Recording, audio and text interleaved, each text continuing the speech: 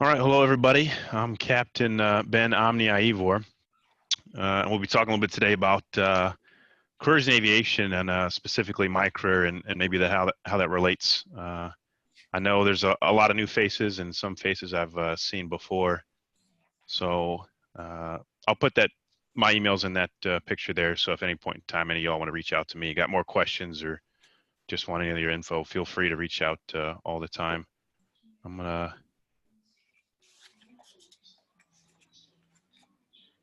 see if I can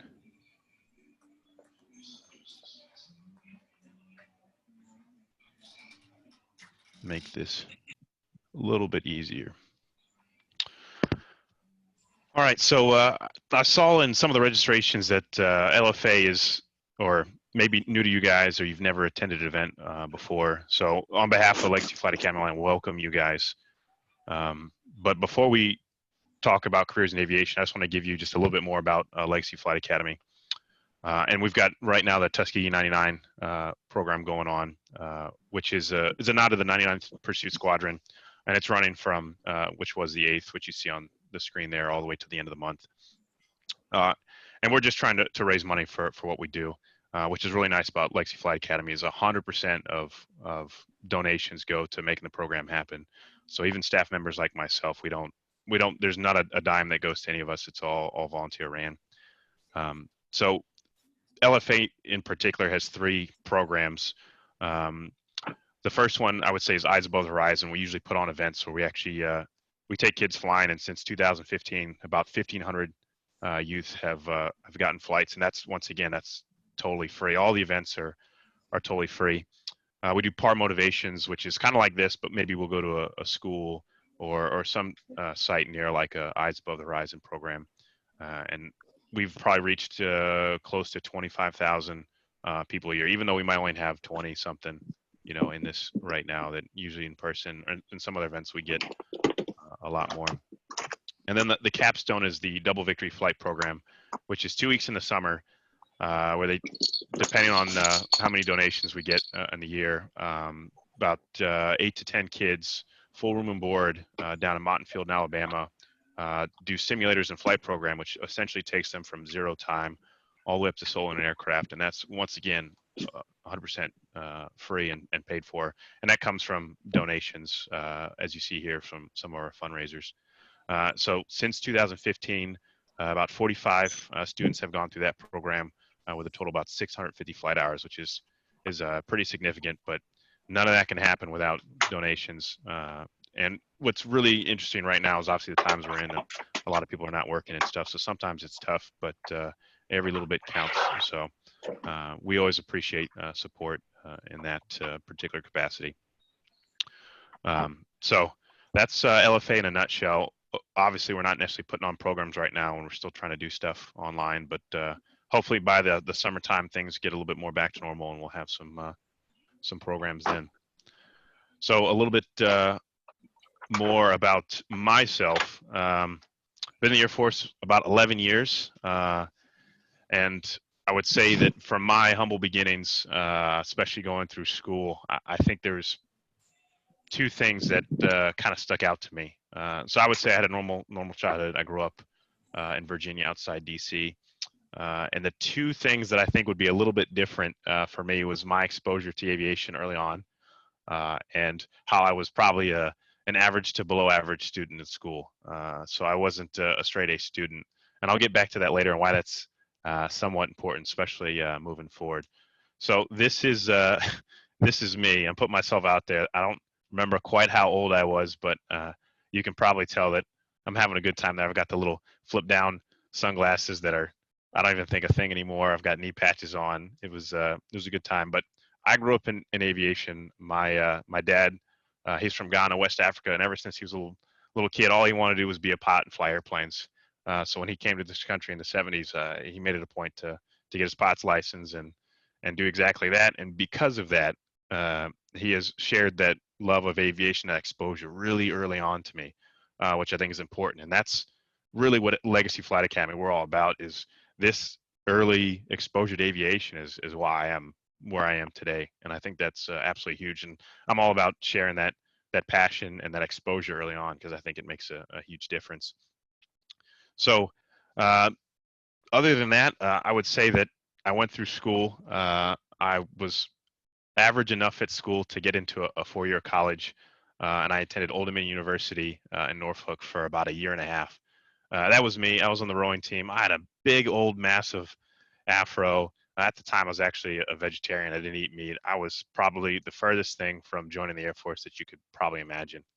I was taking engineering, which is a lot of math and science, which is not my strong suit. But I thought that's probably the type of stuff that I want to do. But I went freshman year, I went back sophomore year, and I realized like I don't really know what I want to do when I grow up. And I was having a hard time figuring out what I want to do. And because I was an average to below average student, I kind of saw the writing on the wall. So I ended up dropping out of college, which is probably the exact opposite thing that you want to hear. And I don't suggest or advise dropping out of college. But for me, I wasn't in the right place for me at the time. And I needed something to do, something to motivate me, something to give me a little bit more structure. And that led me to join the Air Force. So I joined the Air Force, and I would say that's probably different than, say, joining the Navy or the Armies because of aviation. It's something that I liked, and I just wanted to be around planes. So that is me graduating basic training in 2009. So I was 19 years old when I enlisted in the Air Force. I became a tactical aircraft maintainer, also known as a crew chief. So and I worked on jets. So I was a jet mechanic essentially, which I thought was pretty cool. My first assignment where I was assigned was in Las Vegas, Nevada, at Nellis Air Force Base, and I got assigned to the 16th Weapons School. What was really interesting is when I enlisted and I moved to Las Vegas, I can no longer go flying with my dad, which is something that I did all the time and I really enjoyed. And this was one of the key points that did that is now that I'm separated from my family, I'm on the West Coast now that I want to go flying and I don't have that ability. So it was upon me to do something to get my license. So at the time I didn't have very much money. I had to borrow money from my grandparents to help me get through my pilot certificate. I ended up paying them back a year or two later or something like that. But that was a pivotal moment right there that for me being exposed early on to aviation and just getting this done to me was no different than a kid in high school trying to get his driver's license, which I think is pretty huge to have that mindset where flying is just as normal as driving a car. It's just that we're not maybe exposed to those things early on. So I got my POTS license at this point in time. I'm 20 years old. You probably can't see in that, but I wear glasses, and I always thought for the most part I wouldn't fly professionally because my eyes weren't very good. So through the Air Force, which was also really awesome, is I ended up getting laser eye surgery, so I don't have to wear glasses anymore. So that was really interesting. So I was stationed at Nellis Air Force Base. I worked for the 16th Weapons School, which is kind of like the Top Gun for the Air Force, and in particular F-16s. So I did that for about 2 years. After that, I went to Kuwait, had a deployment. This is the only picture I could find because I remember at the time cell phones didn't really have cameras, but it's a sandstorm, kind of like you see in the movie Mummy. It was actually pretty surreal. But spent a couple 4 or 5 months out in Kuwait, which is a humbling thing. And then when I came back, I was really wanting more at that point. Working at the weapons school, down the street is this place called the Thunderbirds. Big red, white, and blue hangar, red, white, and blue jets. If you guys been to air shows, you've seen them. And there's one of those things, just working down the street from them and viewing them from my perspective, it was really cool, and I was blown away. And it was definitely something that I wanted to do. I wanted more. I enjoyed being a crew chief, but I wanted to do more than that. So this was another pivotal part of really getting out there, meeting people, and further exposing people like yourselves to aviation. I thought that was really something, and was really interested in being a maintainer. And that's my assistant crew chief and my former pilot there. Being exposed to people and people thinking that you're always a pilot. And what's just really interesting is that I was a pilot, but I wasn't, a fighter pilot in the show. And it kind of pushed me that I wanted to do a little bit more. So this goes back to being average at school and doing stuff like that. So it got to a point where I got my eyes fixed. I'm now surrounded by pilots. I'm now exposing people, and I'm thinking about the next steps in my career, and I'm like, well, I would love to be a pilot. And the one big thing stopping me is that I don't have a degree. Going to college is a requirement for being an officer. And that was one of those things that now I'm a full-time working adult, and the Thunderbirds have a rigorous show schedule. You're gone 200 days out of the year performing shows. So I ended up going back to school online. So I would work 12-hour days. I'd wake up at 3 in the morning. I'd get on my laptop. I would do my schoolwork. I'd work a full day, do an air show, talk to people, come back later that evening, and then do homework till my brain turned to applesauce. And this was really another pivotal point for me, because knowing that I wasn't a very good student before, I didn't have great study habits. I didn't develop the habits that I probably needed to develop in middle school, high school. That I'm now relearning a lot of things, which was definitely different for me. And at the time, I would say part of my issues with being an average or below average student is not knowing the next steps. Why? Probably at younger ages, like, why are we doing civics? Why are we doing chemistry? Why are we doing certain math class when I always have a calculator? And none of that stuff is relevant in the real world. That type of questions are the questions that they got me to lead me down the path of why I'm probably not the best, or wasn't the best student at the time. But now with a clear goal in front of me of, hey, I need to get a degree so I can get to my goal of being a pilot, it became very easy. I would say easier for me to see the things that I need to do to become a much better student. So I thought that was very important.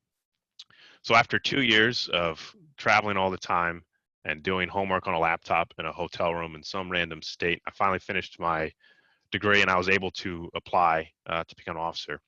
And I'll branch off a little bit right here. There's 3 ways that you can become an officer. There's 3 commissioning sources, as they say. There's the Air Force Academy, which you guys may or may not have heard about in Colorado. And that's the official college, if you will, of the Air Force, which you would apply to like you would any other college out of high school. And you would attend 4 years there, you get your degree, and upon graduating, you'd commission. There's the ROTC program, which is not at every school, but a lot of major schools around the country, where you still go to college like a normal student, but you'll partake in things like field training along the way, and then at the end of your 4 years or 5 years, or however long it takes you to graduate, that you would also commission. And then the third way, which is the way that I went, was officer training school, where let's just say you went to college already, and you're just a person off the street, and you say, hey, I want to join the Air Force, become a pilot. You would apply to OTS, officer training school. So you have your degree, you put a package together, you get letters of recommendation, and then you submit that, and it goes to a board, and they select however many people or how many slots they have to become an officer. And same thing, you put, I want to be a pilot, I want to be a airborne battle manager, I want to be a RPA pilot, all those things. They give you a bunch of selections, and you submit your package, and they'll tell you whether or not you got selected to be an officer, and then furthermore, what job specifically you got. So I applied to OTS. I wanted to be a pilot. I thought I got really, really lucky, and I got picked up to be a pilot. I don't know if you all know, but there's a pilot shortage in the Air Force right now. So if you want to be a pilot in the Air Force, it's not going to get better in the near future, if you will. We're still on a path to recovery, but if it's something that you want to do, especially being a pilot, there will be opportunities in the future for sure. So after I went to OTS, which is it's a 10-week program in Alabama, and you do pretty much everything they do at the Air Force Academy in 𝐸𝐹₻, but they just try to condense it in this really short amount of time to make you an officer. So after officer training, I went to POT training in northern Texas, Wichita Falls, at the Euro-NATO Joint Jet Pilot Training Program, which is a unique program that has all the Euro-NATO countries, so Italy, Germany, Netherlands, Finland. They have all these countries all over Europe that also go to POT training with you. So a lot of my classmates were from different countries, which is really interesting. This here is like my dollar ride, as they call it, my very first ride in pilot training. And you start out in the T6, which is a pretty fun airplane to fly after you've got the hang of it. But starting out, it's pretty intense. So they divide it into 3 phases. The first phase is pretty short, which is ground training. The second phase is a T6 here, and then the third phase is T38 training, which is the jet. That's after my solo there, which was another thing too. Flying a plane by yourself for the first time is definitely something memorable. So pilot training is roughly 55 weeks long. You'll probably finish with around 200 flight hours.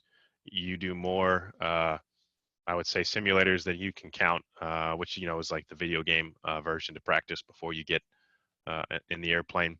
And through this time, they are constantly evaluating you to see what kind of airplane that you could potentially fly, whether it's a fighter jet, whether it's a bomber, whether it's a cargo plane, whether it's even a helicopter, which is even a possibility. So that's me in the T-38, which is the last phase. So at this particular pilot training, everybody goes to the T-38, which is a fighter bomber track after T-6s, but it doesn't necessarily mean that you will fly a fighter or a bomber. You could fly anything, to include like tankers and stuff. So this is where it really ramps up, where your study habits, all the things that you've learned in school, even in high school into college, all those things really play a factor here, because it's, as they say, drinking out of a fire hose. The amount of information they put at you, the amount of flights that you do. You might fly twice a day, 5 days a week, which is not uncommon. It's a very fast and rigorous pace. So studying is huge to stay on top of that. So towards the end of pilot training, they have what they call drop night, where it's selection, where you'll find out what aircraft you've been selected to fly. A lot of that has to come with your grades, how well you did in pilot training. A little bit has to do with what aircraft are available, and another portion is, say, how well your classmates did in proportion to you. And then you put together what they call a dream sheet. I hope that I fly a fighter jet first, a bomber next, so on and so forth. And then they rack and stack, and they figure out, and they have an event they call drop night, and you open a little envelope, and it tells you what you'll be flying for the most part for the rest of your Air Force career. So I was lucky enough to fly the F-15 Eagle, which is a phenomenal air-to-air fighter. It's unlike anything else. It's from the 70s. It's a little old, but it's tried and true. It's combat proven. It's got a record of 104-0, which is pretty impressive. So after pilot training, if you've been selected to fly a fighter, you'll go what they call Intro to Fighter Fundamentals, which is an 8-week course, which really just prepares you to be a wingman and teaches you basic fighter maneuvers. And a lot of times too, that's where they might weed you out and say, hey, you're a decent pilot, but maybe not a fighter pilot. Maybe that's not the right fit for you. So once you get through that 8-week course, then you go to what they call the B course, or the RTU, Replenishment Training Unit, and this is where they teach you how to fly now your particular aircraft, and whether that's a fighter or a bomber or airlift. The B course is where you learn to employ your aircraft. The B course for the F-15 is roughly 6 to 9 months. I was up in Oregon, and it's the same process now. Every step of the way in pilot training, they keep ramping it up. And if you didn't have great study habits, if you were still kind of behind the ball before, it starts to show itself. So from when I started pilot training, which was in June 2016, to when I became a combat mission ready pilot in the F-15 was April 2009. So roughly 3 years of training, and there's not really any vacation or breaks in between. So you could say it's like going to college with no summers off, and it's just it's a long pace. With that said, if they were to do this at a normal pace, it would take 5 or 6 years, which most people don't have the commitment or the patience to do at a leisurely pace. So they try to cram a bunch in there. So not to dissuade you from going down that path, but note that it's a lot of intense training in a short amount of time. So one thing that is really unique about this aircraft and what I do now is the mission. So right now I'm stationed with the Louisiana Air National Guard down in New Orleans, even though I'm an active duty pilot, which is a unique opportunity for me. So besides being a normal fighter squadron and having to deploy and do normal fighter squadron things, we have the Homeland Defense mission, which is really interesting. So 24 hours a day, 7 days a week, 365 days a year, Christmas, 4th of July, Thanksgiving. Even as we speak right now, there's a crew down there ready to scramble at a moment's notice. If you've seen Air Force One or any movie ever where they say scramble the fighter jets and they pick up the red telephone and say we need jets in the air, that's a real thing, and we do that here in New Orleans and other parts of the country as well. So unfortunately, like some other places, like I haven't been to work in a couple weeks. I'm teleworking, I'm doing stuff like this, and then I will go to alert, and I'll be there for 3 or 4 days doing that mission, and we've got it divided up right now as well between all the pilots, because the mission must go on as far as Homeland Defense is concerned. So that's a really cool, unique mission that we do here in New Orleans, and getting to be a part of that, especially active duty, I think is pretty rewarding. And then the next portion of what this jet normally does is what they call defensive counter air or offensive counter air. So whether you're escorting your friendly guys into a mission to say bomb a target, or you're trying to defend a target, and the example they use sometimes is you're trying to defend a factory that makes goods or something like that, and the enemy's trying to attack you. It's our job to defend that. So it's a pretty interesting, pretty high pace job, but definitely very rewarding on the back end of that.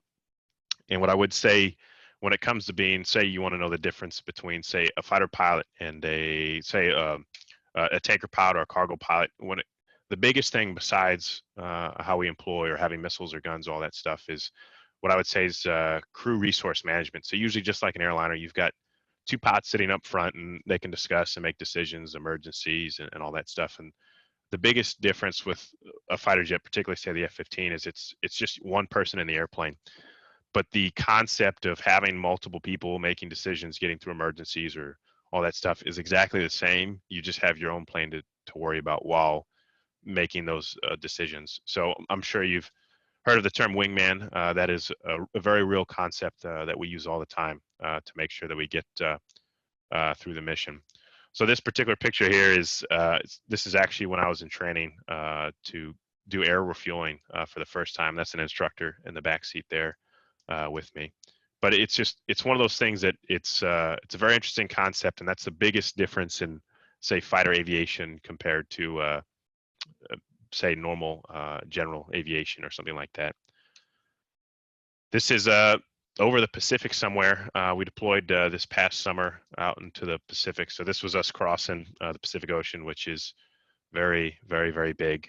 This particular flight was roughly 9 hours from takeoff to landing. We flew, I think, from Hawaii all the way back to New Orleans straight, which was pretty intense. So that's a little bit about me, a little bit about the jet, and a couple other things.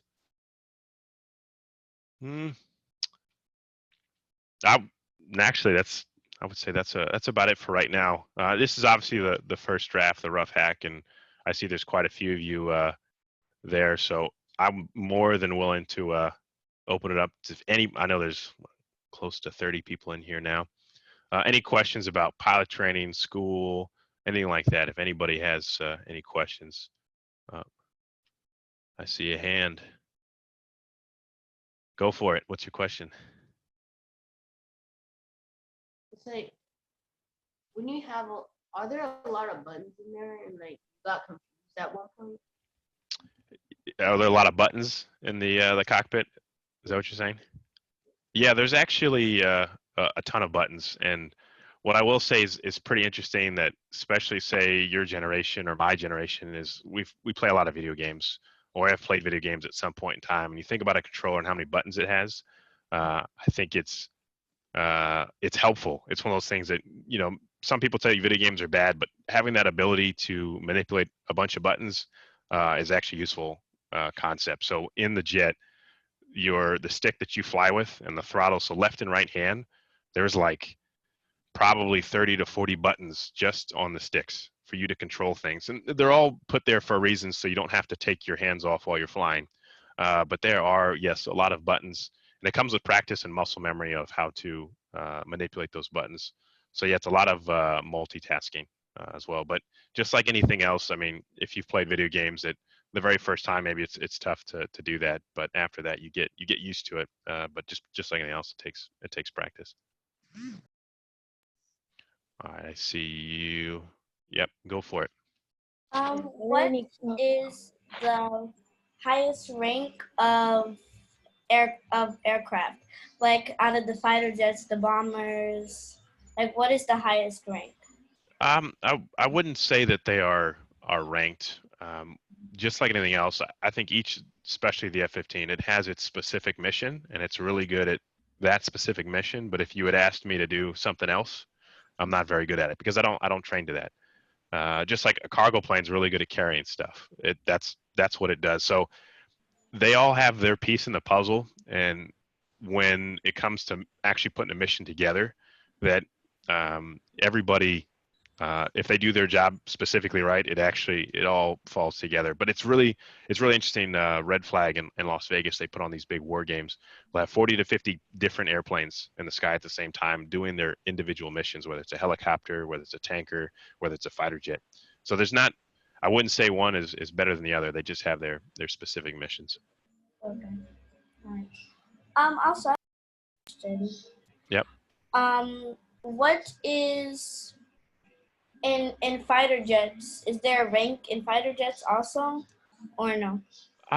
So I would say between the flight, we have what we call flight leads and we have wingmen. So the flight lead, he's the one in charge of, say, the mission. He's the one that dictates where the others go, if you will. So yes, there is a bit of a rank and formality there. What's interesting is that I would just say at the end of the day, the flight lead has the hammer, if you will, to make the final decision, yes or no.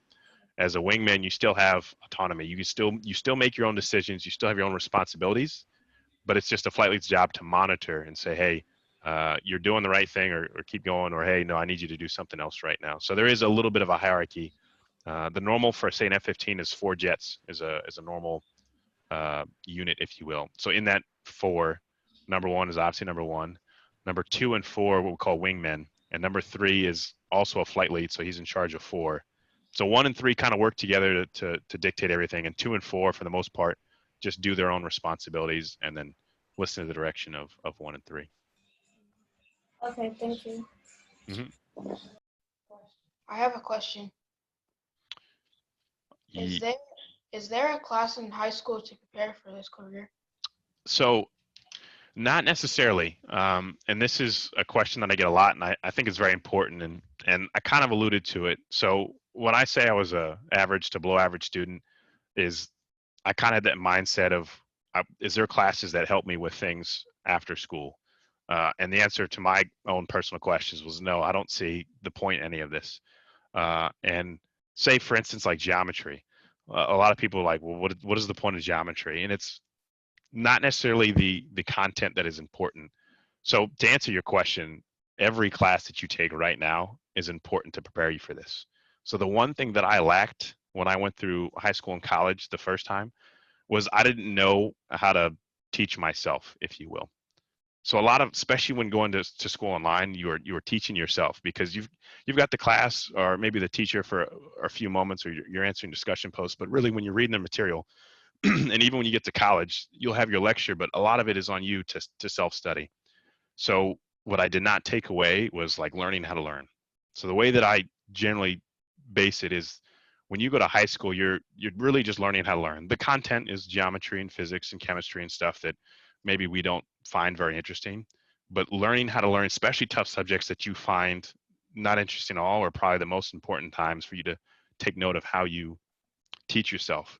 When you get to college, now you're kind of focusing down what you're learning. You know, let's say you want to be a business major or a history major, that you're focusing down now on what you want to learn, and you take those skills that you learned in high school, even when it's things that you don't want to learn, and apply those. And then once you get to your job, really that's where it happens. Your OJT, whatever job it is, whether it's a pilot or something else, you take the skills that you've learned in high school and college on how to teach yourself, how to learn better, and those ultimately prepare you for what you're going to do next. So for me, the path that I took is a little bit of a long way, because I didn't teach myself. I didn't know how I learned properly, and I suffered for it.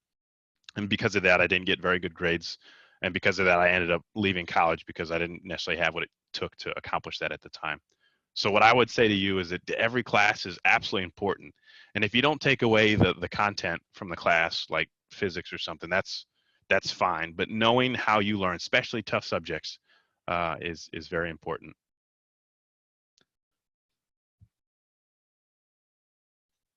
Thank you. Mm-hmm. What are the best colleges to go to be a pilot?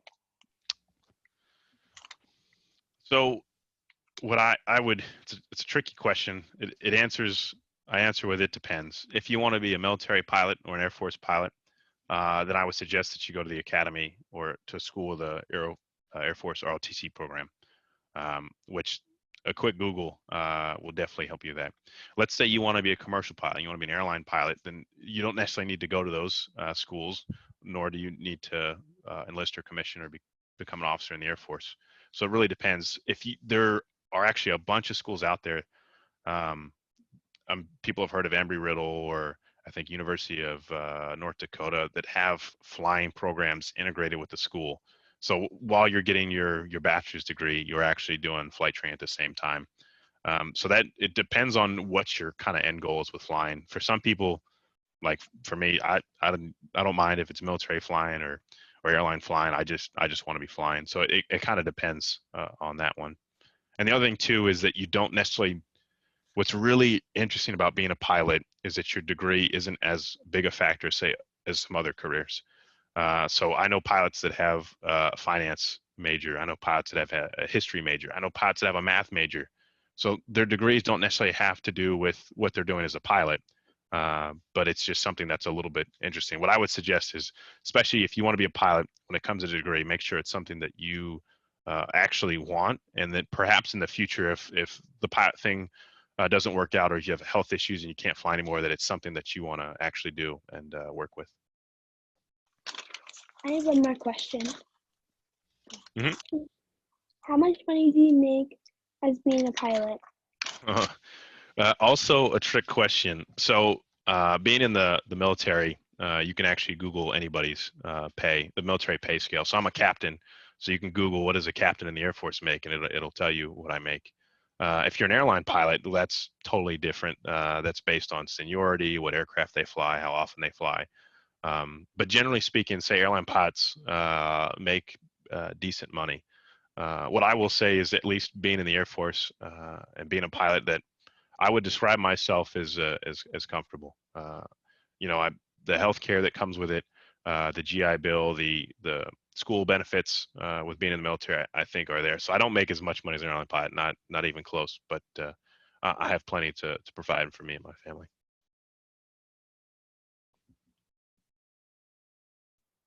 So I know that there's a raise. Yeah, you're welcome. There's a raise hand function, because I've seen some of you raising your hands like physically, and I can see some of you, but I can't see all of you.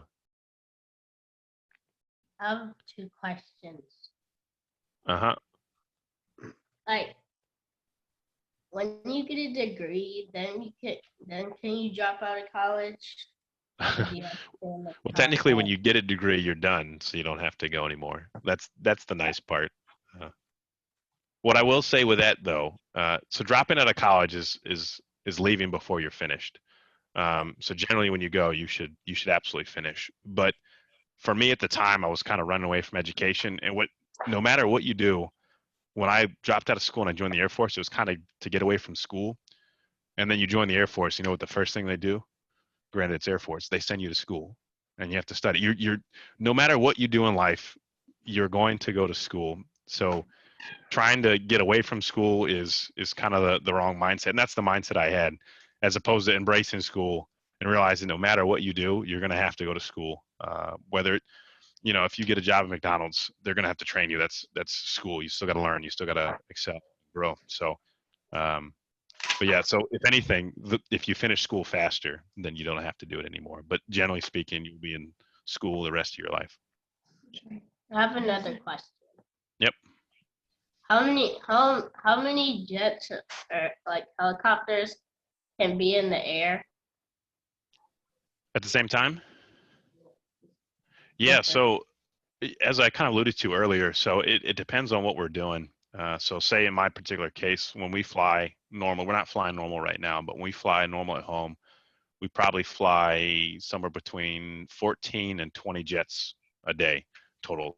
Not all at the same time, but probably for like a big mission here locally, we'll do about 10 jets at a time.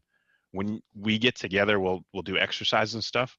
You can get 100 jets in the same piece of sky, which is pretty incredible. But generally speaking, it's a lot of coordination, a lot of practice, a lot of planning to get that many jets in the sky at the same time. But it is pretty awesome to see it when it does happen. Thank you. Mm-hmm.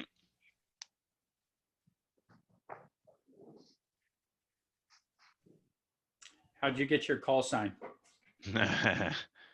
So my call sign is Omni, and a lot of times, one, it's generally thought to be very rude to ask somebody how they got their call sign. No, I'm kidding. So a lot of times, a lot of fire pilots, their call signs will mean something, or there's a story attached to them. So in my case, especially four-letter call signs like Omni, that usually the OM and I stands for something. In this case, it doesn't really stand for that. I like to joke that I'm like aware of everything. I'm like Omni, you know. But Omni, it's kind of a play on words with my last name. So my last name is 𝐸𝐴𝑉𝑜R. So it's like omnivore is pretty much what they call me. So either that or I enjoy the occasional salad with my steak. But it's definitely more convenient in my particular case, having to say my last name, that they were very eager to give me a call sign that's much easier to say than 𝐸𝐴𝑉𝑜R. So yeah. Thank you for that question. Any other questions?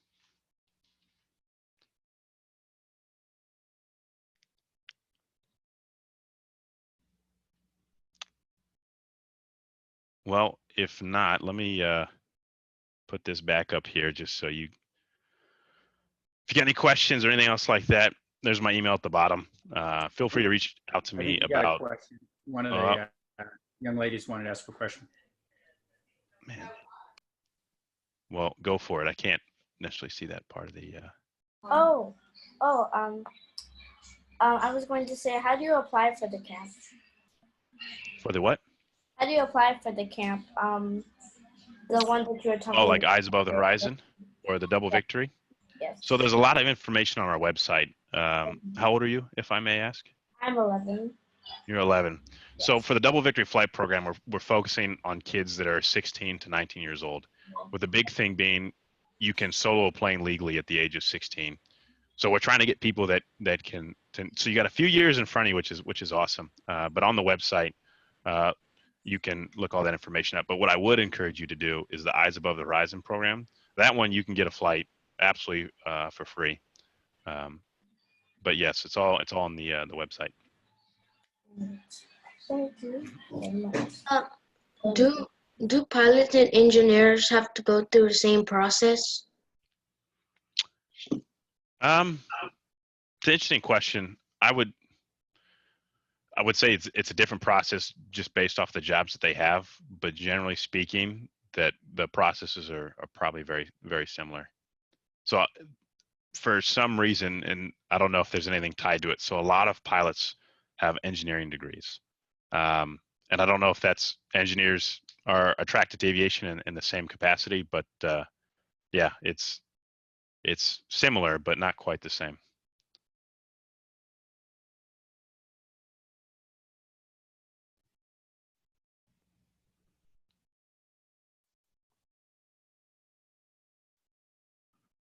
Cool. All right. Excuse me, Ben. Mm-hmm. Can you hear me? I can. Okay, I'm U.S. Vance of the second. Mm-hmm. But you can see me on the video here. Let me try to find. Because I was having trouble with it. I see some students. I was able to see a line of students. Here. Let me just finish. Okay. That you should be able to see. Okay. What do I hit? Start my, no, that's your start my video. If you want me to see you, you can hit that. If not, that's fine. I can Okay. hear you. All right, I'll just talk to you for a second. Mm-hmm. I'm U.S. Vance. I'm the vice president down here in Philadelphia, chapter Tuskegee Airmen. Mm-hmm. And I came across the email that they sent, yesterday, I believe it was. Yep. And I just wanted to reach out and say hello to you from Philadelphia. Oh, I appreciate Congratulations on what you're doing. This is where we're trying to go with our youth and aviation programs down here in Philadelphia. That's awesome. So I see your email address, and our president is Mel Payne. I'm the vice president. Okay. Aaron Watkins is the treasurer, and Tony Tony Moreland is the financial secretary, and he flies KC-10 refuel out of McGuire. Awesome. So I'll reach out to you on an email and go Please. from there. Because I don't want to Please take shoot over me an your email. time. I will definitely, yeah. I just I'm want not to sure. congratulate. Go ahead. No, I was just saying, we're always looking for new cities and other places to put events on, and it's awesome to have people there already established, and whether or not they're in the same capacity we are, it's always nice to hear that. So yeah, please shoot me an email, and I will definitely be in touch. And young adults, he gave you a lot of good information, and I congratulate all of you. And thank you very much. No, thank you. I appreciate it. And I mean that especially for everybody. If there's anything, if you want to talk to me about video games or whatever the case may be, or you got a question about the Air Force or pilots, all that stuff, please feel free to email me anytime.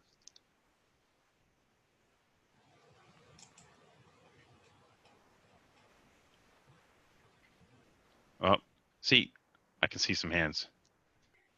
Are you waving, or you got a question? Captain Omni, do you guys host events in Louisiana? We have not, and I've been incredibly busy since I've been here, and it's something that's on my radar, if you will, because I think same thing. I think there's a presence here, and now that I'm here, I got here about a year ago, and then I deployed in that year, so I've been gone and busy. But it's definitely something on my radar, and if we did, especially you can go on the website and set up for our newsletter. So the moment we're putting on events and stuff, you would know about it. But yeah, it's definitely on our radar. It's something we want to try to do in the future. What was the you talked about Eyes Above the Horizon? What's that program? So Eyes Above the Horizon, man, I got my handy dandy pamphlet here. This is our new pamphlets. More to come on that. But yeah, Eyes Above the Horizon, it's a single day orientation program. So there's a flight involved in that, but usually there's other activities where you'll meet people like myself, other pilots and stuff like that, and you'll learn about Tuskegee Airmen. You learn about, I would say, aerospace careers and stuff like that. And that program is open to kids young as I think it's 9 or 10 years old, all the way up to middle school and college students as well. So we usually try to put around 5 or 6 of those a year, which it's a great time. I've done plenty of those, and the closest one to say here for me in Louisiana is when we do the Tuskegee at Mott Field, which is pretty cool, where you're actually at ground zero, if you will. So it's definitely a fun program, and that's honestly how I got started with Legacy Flight Academy is volunteering through those programs.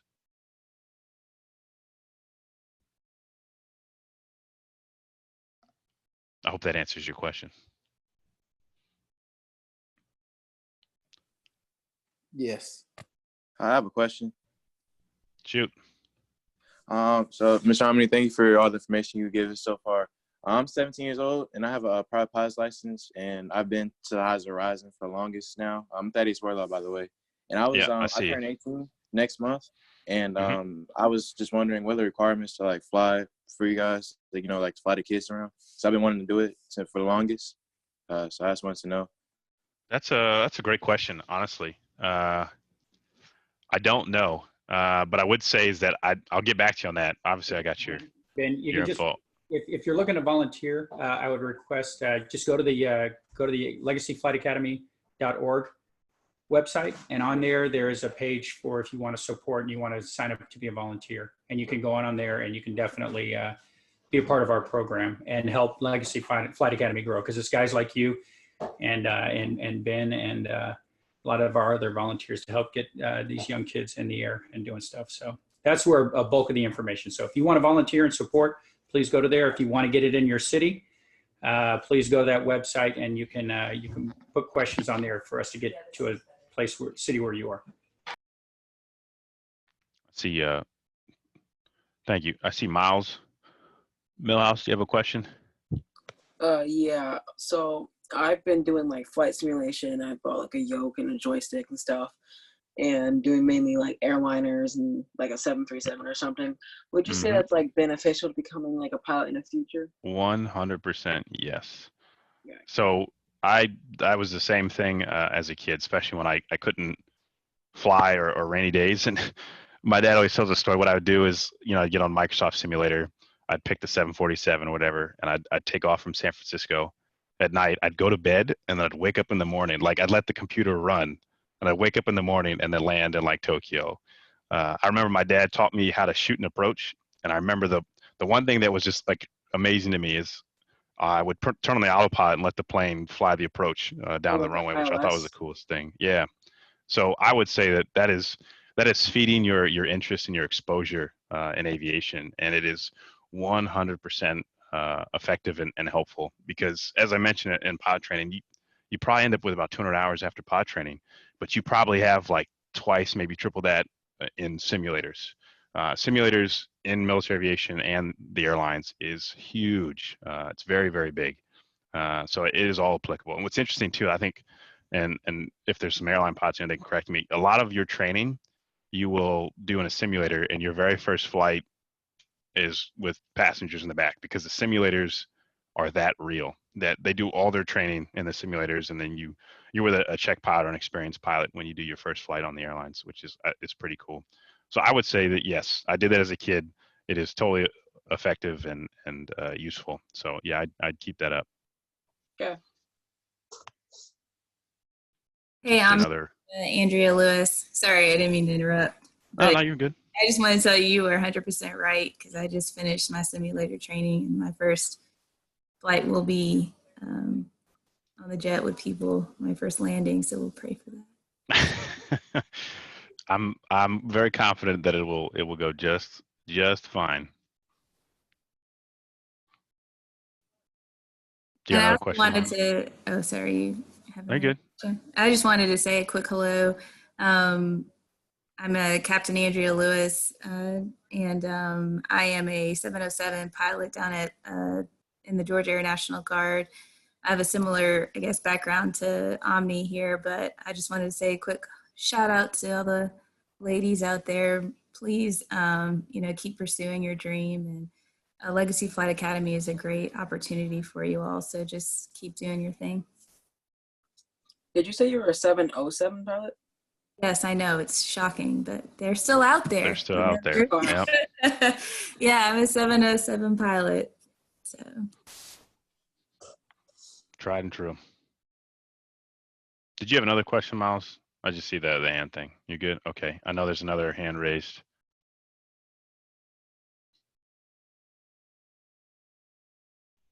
Is it the? Yeah, you gotta unmute them. Oh, they're unmuted. You boys got a question? Another question? Yeah, do you like go on aircraft carriers and stuff and then take off? No, so aircraft carriers is primarily the Navy and naval aviation. So they fly jets from aircraft carriers, and I tip my hat to them, because landing or flying a jet is difficult enough, but trying to land on a boat, say at night, that's its own challenge. So we don't do that in the Air Force, but the Navy does. And everything that I mentioned is an extremely similar process. And some people prefer naval aviation over Air Force, but it's just a matter of preference. Thank you. Mm-hmm. My question, what was the program, the flight simulator that Miles was speaking of?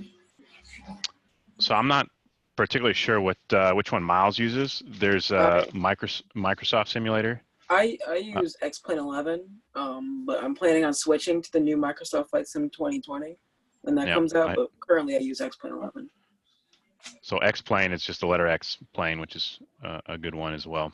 But Microsoft Simulator or X-Plane, both pretty capable. And what I will say is, when I first started, I didn't have a joystick or any of that stuff, so I'd be like flying the plane with a keyboard and mouse, which is less than ideal, but you get the concept.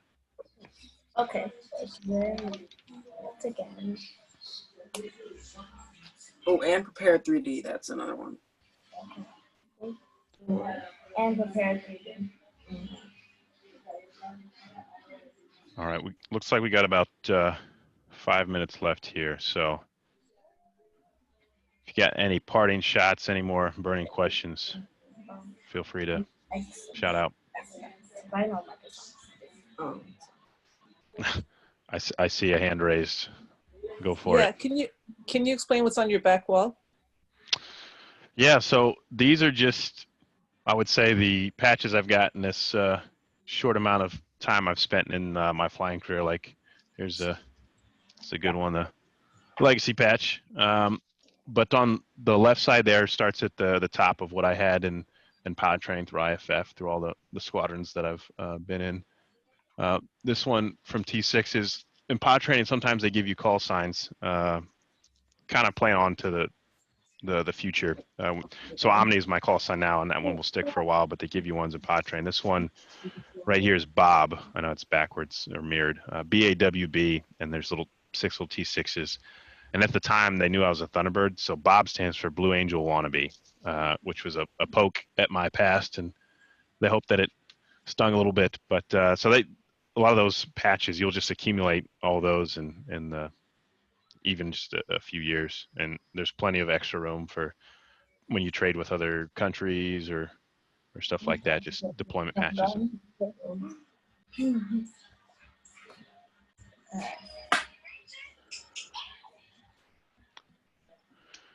Any other questions? Oh, I see a hand.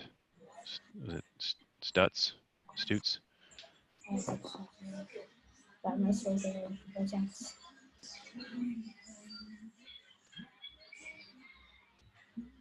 Go for it. So, I hear you. So, when you're talking about like how do you tell one plane from another? Yeah, so I would say it's actually a whole skill set, especially when it comes to being a fighter pilot. We call it VisRecce or VID, visual recognition. And specifically for a fighter pilot, we got little books that's just pictures and pictures and pictures and pictures of different planes. And it is on me, same reference study habits, where I have to go through and I have to memorize and study each individual plane and what it looks like. Obviously, when you say you deploy and you're flying near a certain country, they have certain types of planes. We know that, and you'll study those. But generally speaking, yeah, you've got to study it and know it. It's part of the job. For me, particularly as a kid, I was always interested in planes, and it was no different for me than learning the different types of cars out there and different paint jobs and what plane does what. So I kind of was lucky in that regard. So that makes studying easier for me when it comes to learning what new planes look like and stuff like that. But yeah, it's study. Answer your question? I was going to add. Say that one more time. Oh, the badge in the back with the Ghanaian flag on it. What does that one mean? Yeah, so that's actually, it's from the Ghanaian Air Force. When I was in OTS, they're like little, they look like little C-130s. They're little twin-engine cargo planes. So when I was in OTS, so last name my EVOR is Ghanaian. There was another pilot going through another leadership school there, and he was from Ghana. And one of my old public affairs officers was also going through the same school. So I met him briefly. So I got that patch. And obviously being pilots, it was just one of those things. But it's a pretty good eye. But yeah. All right. Thank you. You're welcome. I see Miles has got his hand raised, and I see the boys got another question. We got 1 minute. So Miles, shoot real quick. It's going to be a pretty interesting question, but do fighter jets use an ILS system too, or is it only airliners? We do. So in the F-15 particularly, it's not as up to date as, say, new airplanes. I do have a GPS capability, but I can't do, say, GPS approaches. I can shoot a handful of approaches, an ILS, a localizer, and a TACAN, which is essentially a localizer. All the other new approaches, the plane does not have the ability. So for the most part, I always shoot ILS approaches. That's standard for me. When you go through pilot training, you will shoot every approach imaginable. So there'll be no shortage of approaches. And the boys, I see you guys are jumping up and down. Do you guys have another question? Since like the stealth bombers, like are they just spy planes? Are they just No, they're exactly as you mentioned. They're bombers. So the premise behind a stealth bomber is that when he's going to bomb a target, that you can't see him coming because he's stealth. So that's their main goal, and that falls under bombers. So definitely, it's a similar mission set, but just a little bit different. All right, well, we're in overtime, but I appreciate you all coming out and listening to me chat a little bit about my career and all that stuff. I'll say it again 1,000 times. There's my email. Please give me a shout if you guys need anything. Otherwise, I appreciate you all taking the time out of your day to listen. Tell your parents to contribute to Legacy Flight Academy. I'm about to say, I think my mom's listening, so she heard you. That's who I was talking about, your mom. Yeah. Thank you. All right. Well, thank you all, and I'll see you all out there. Thank Okay. you. Thank you. Follow us on social media. Thank you. We'll Yep. contribute. Thank you. Thank you. You're welcome.